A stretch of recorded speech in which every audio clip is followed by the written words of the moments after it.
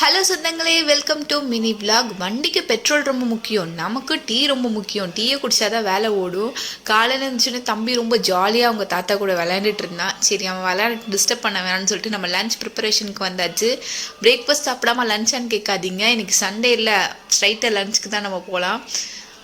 இன்றைக்கி பீஃப் எலும்பு சூப்பும் சாப்பாடும் தான். இதோட ரெசிபி பார்த்துடலாமா?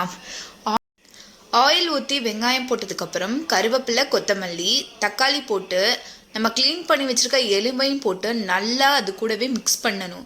ஒரு 5 மினிட்ஸ் விட்டதுக்கப்புறமேட்டு நம்ம ஃப்ரெஷ்ஷாக அரைச்சி வச்ச மிளகு ஜீரகத்தூளும், மஞ்சத்தூள், மிளகாய்த்தூள், கரம் மசாலா, வீட்டிலேயே அரைச்ச பட்டை ஏலக்காய் கிராம்புத்தூள், இது எல்லாமே ஒரு அரை ஸ்பூன் தான் நான் போட்டேன். இந்த ஸ்பைசஸ்லாம் ஆட் பண்ணதுக்கப்புறம் இதையும் ஒரு 5 மினிட்ஸ் குக் பண்ண விட்டுட்டு அதுக்கப்புறம் நமக்கு தேவையான அளவு சூப், உங்களுக்கு எவ்வளோ தேவையோ அவ்வளோ தேவையான அளவு தண்ணி ஊற்றணும். நான் 2.5 செம்பு தண்ணி ஊற்றினேன். லிட்டு போட்டு க்ளோஸ் பண்ணி ஒரு 6 விசில் வர வரைக்கும் விட்டுறணும்.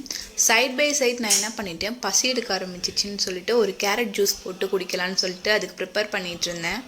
ஜூஸும் குடித்தாச்சு. ஒரு குட்டி தூக்கத்தை போட்டுட்டு வந்துட்டு அதுக்கப்புறம் திருப்பி மினி விலாக் நான் ஸ்டார்ட் பண்ணேன். ஒரு 3 o'clock போல் எனக்கு சூப் மேகி எங்கள் அம்மா பண்ணி கொடுப்பாங்க. இந்த கிரேவிங்ஸ் வந்துருச்சு.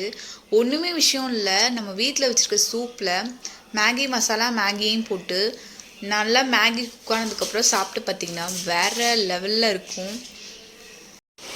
ரிலேட்டிவ் வரேன்னு சொல்லிட்டாங்க. வீட்டில் இருந்ததை வச்சு பஜ்ஜியும் வெங்காய பஜ்ஜியும் போட்டு கொடுத்தாச்சு. இதோட இன்றைக்கி மினி விலாக் முடிஞ்சிச்சு. நாளைக்கு உங்களை மீட் பண்ணுறேன். பாய் சொந்தங்களே.